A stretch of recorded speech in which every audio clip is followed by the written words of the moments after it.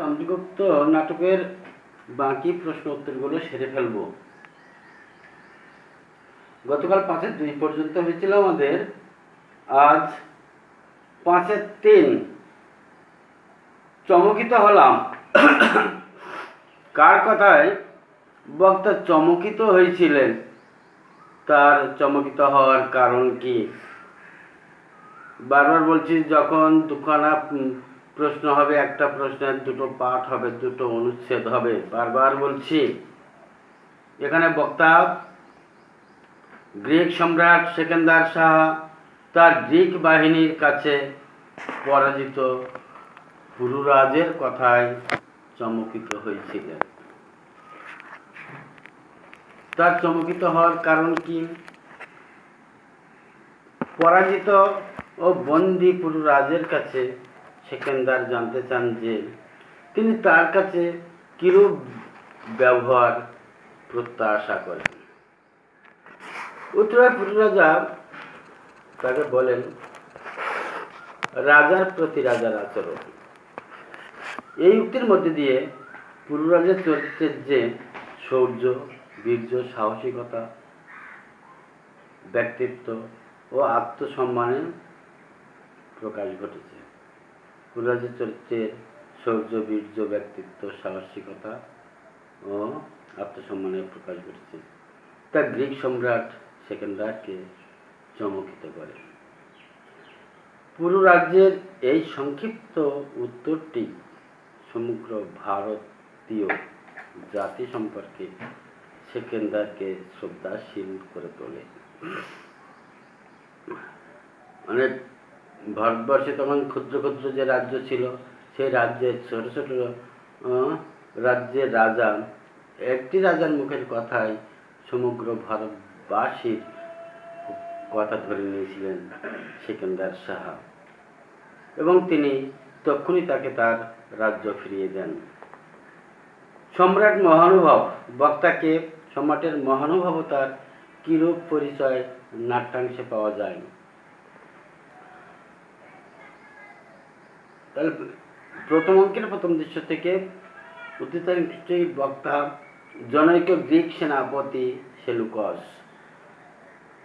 আর্যকুল রবি পুরুরাজের কাছে সেকেন্দার জানতে চান তিনি গ্রিক সম্রাটের কাছে কেমন আচরণ প্রত্যাশা করেন।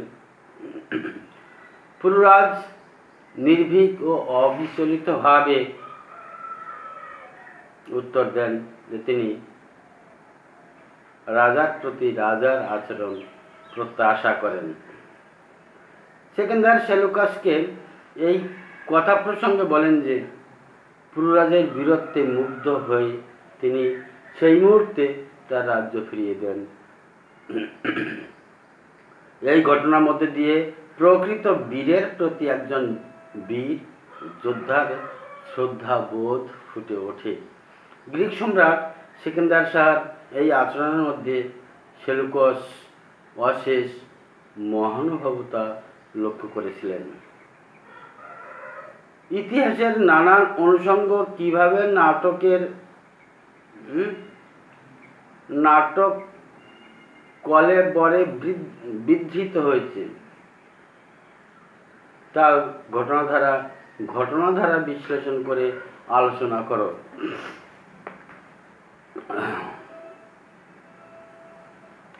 চন্দ্রগুপ্ত নাটকে ভারতের ইতিহাসে নানা ঘটনা নাটকের উপযোগী করে ব্যবহার করা হয়েছে।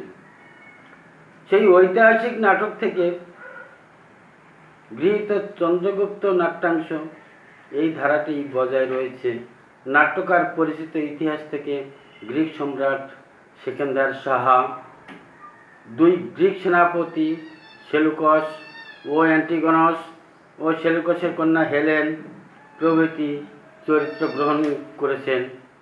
এই নাট্যাংশে অত্যন্ত সংক্ষিপ্তভাবে নাট্যকার ম্যাসিডন থেকে ভারত পর্যন্ত গ্রিক বাহিনীর বিজয় অভিযানের প্রসঙ্গটি উল্লেখ করেছেন। মগধের রাজা মহাপদ্মের পরিচয়। চন্দ্রগুপ্তের সঙ্গে তার বিমতার সন্তান নন্দের বিরোধিতার কথা, পুরুরাজের বীর বিক্রম ও সাহসিকতার কথা, সেলুকাসের সঙ্গে চন্দ্রগুপ্তের সাক্ষাৎ ও তার কাছে চন্দ্রগুপ্তের রণকৌশল শিক্ষার বিষয়টির মধ্যেও ইতিহাসের কোনো বিকৃতি ঘটেনি। এভাবে ইতিহাসের নানান খণ্ডচিত্র নাটকের কলেবরে বিধৃত হয়েছে। গুপ্তচর, তারপরে প্রশ্ন দেখো 5-6। গুপ্তচর, কাকে গুপ্তচর আখ্যা দেওয়া হয়েছে? সে কি প্রকৃতি গুপ্তচর? মগধের রাজপুত্র চন্দ্রগুপ্তকে গুপ্তচর আখ্যা দেওয়া হয়েছে। নাটকের ঘটনা লক্ষ্য করলে স্পষ্ট বোঝা যায় যে ওই যুবক প্রকৃতপক্ষে গুপ্তচর নন। সৌভাগ্যবশত তিনি গ্রিক সেনাপতি সেলুকাসের সান্নিধ্য লাভ করেছেন। সেলুকাস চন্দ্রগুপ্তের আগ্রহে ও ব্যক্তিত্বে প্রভাবিত হয়ে তাকে বাহিনী পরিচালনা, সৈন্য সাজানোর কায়দা, যুদ্ধের নিয়ম কানুনের শিক্ষা দেন। নির্জনে বসে চন্দ্রগুপ্ত সেই সব শিখে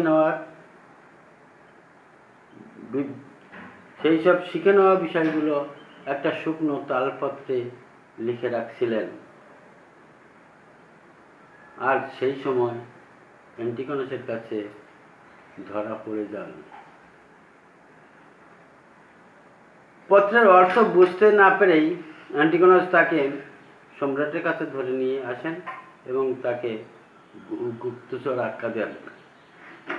কিন্তু আলোচ্য নাট্যাংশে একথা স্পষ্ট হয়েছে যে গ্রিক বাহিনীর বিরুদ্ধে গুপ্তচর বৃত্তির কোনো ইচ্ছা চন্দ্রগুপ্তের ছিল না। 5-7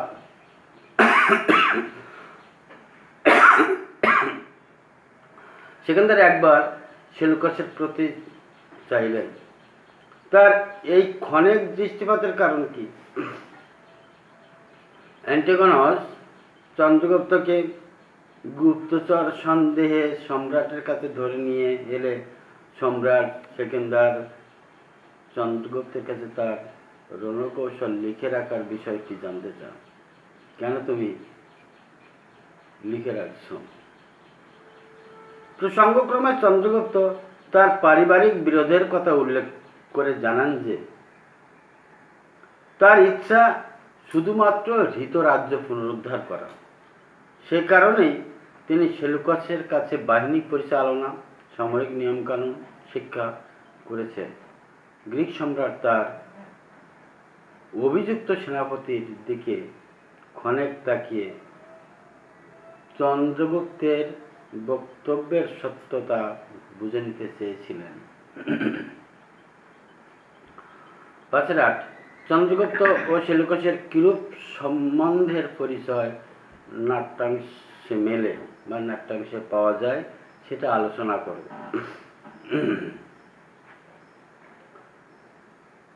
মগধের নির্বাসিত রাজপুত্র চন্দ্রগুপ্ত একজন গ্রিক সেনাপতি সেলুকাসের প্রসঙ্গ রয়েছে।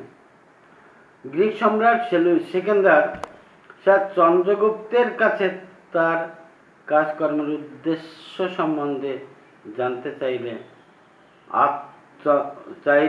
আত্মপরিচয় দিয়ে চন্দ্রগুপ্ত জানান যে আমার বৈমাত্র ভ্রাতা নন্দ সে সিংহাসনে বসে আমাকে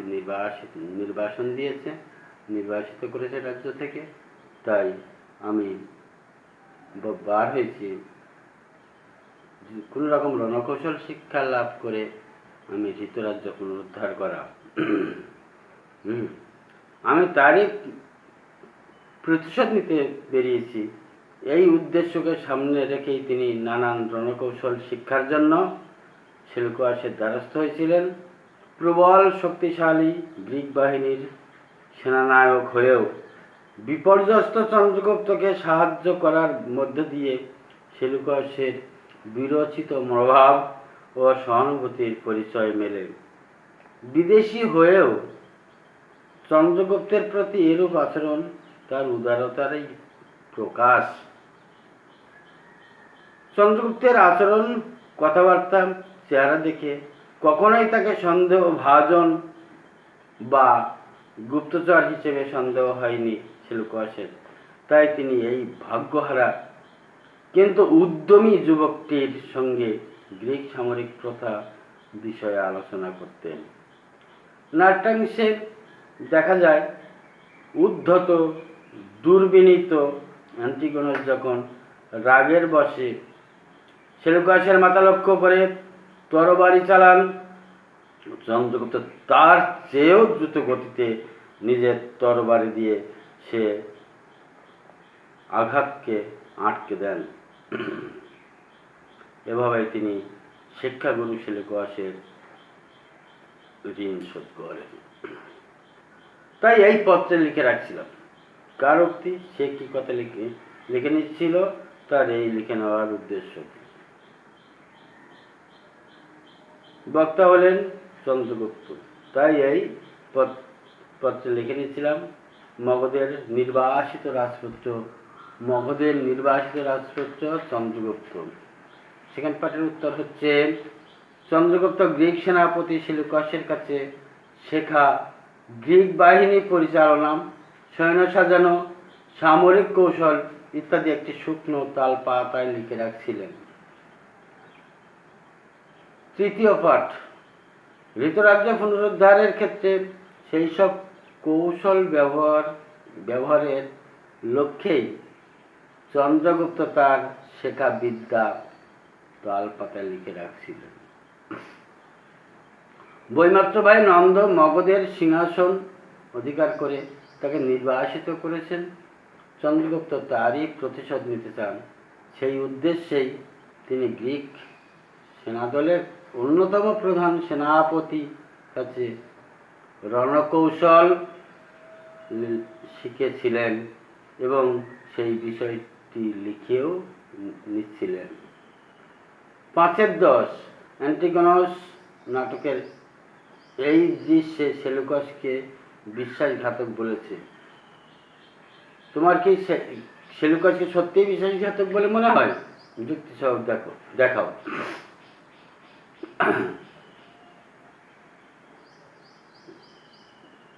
কিন্তু সেলুকাসকে সত্যি বিশ্বাসঘাতক বলে মনে হয় না আমার মতে। তোদেরও একই সেই মত হওয়া উচিত। চন্দ্রগুপ্তকে দেখে এবং তার ব্যবহার ও কথাবার্তায় সেলুকাসের মনে কখনোই সন্দেহ বা বিদ্বেষ ভাব জেগে ওঠেনি। স্বভাবতই তিনি তাকে শত্রু বলেও মনে করেননি। সে কারণেই রণকৌশল শিক্ষা দিতেও তিনি দ্বিধা করেননি। আর চন্দ্রগুপ্তের কথাতেই স্পষ্ট যে গ্রিক বাহিনীর ক্ষতি সাধন করা বা গ্রিক সেনাদলকে আক্রমণ করার কোনো উদ্দেশ্যই তার ছিল না। তাই সেলুকাসকে কখনোই বিশ্বাসঘাতক বলা যায় না। নিরস্ত হও। কে এই নির্দেশ দিয়েছেন? কোন পরিস্থিতিতে তিনি এই নির্দেশ দানে বাধ্য হলেন? গ্রিক সম্রাট সেকেন্ডার শাহ চন্দ্রগুপ্তকে আক্রমণে উদ্যত অ্যান্টিগোনাসকে এই নির্দেশ দিয়েছেন। চন্দ্রগুপ্তকে গুপ্তচর সন্দেহে বন্দি করে গ্রিক সেনাপতি অ্যান্টিগোনাস তাকে গ্রিক সম্রাট সেকেন্ডার শাহের কাছে নিয়ে আসেন। সেলুকাস চন্দ্রগুপ্তকে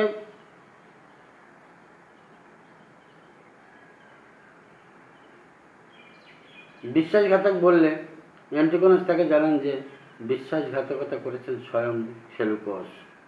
সে কথা সহ্য করতে না পেরে সেলুকাস তরবারি বার করলেন। অ্যান্টিগোনাস দ্রুততার সঙ্গে নিজের তরবারি বের করে সেলুকাসের মাথা লক্ষ্য করে নিক্ষেপ করেন।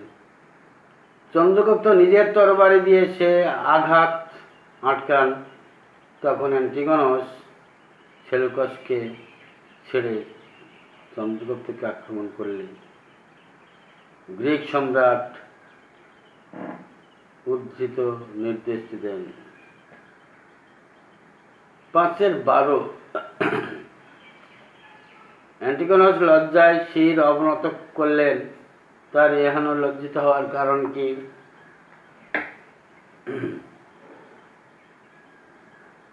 সামরিক প্রথা ও পারস্পরিক সৌজন্য ভুলে অ্যান্টিগোনাস অপর গ্রিক সেনাধ্যক্ষ সেলিউকাসকে বারংবার বিশ্বাসঘাতক আখ্যা দেন।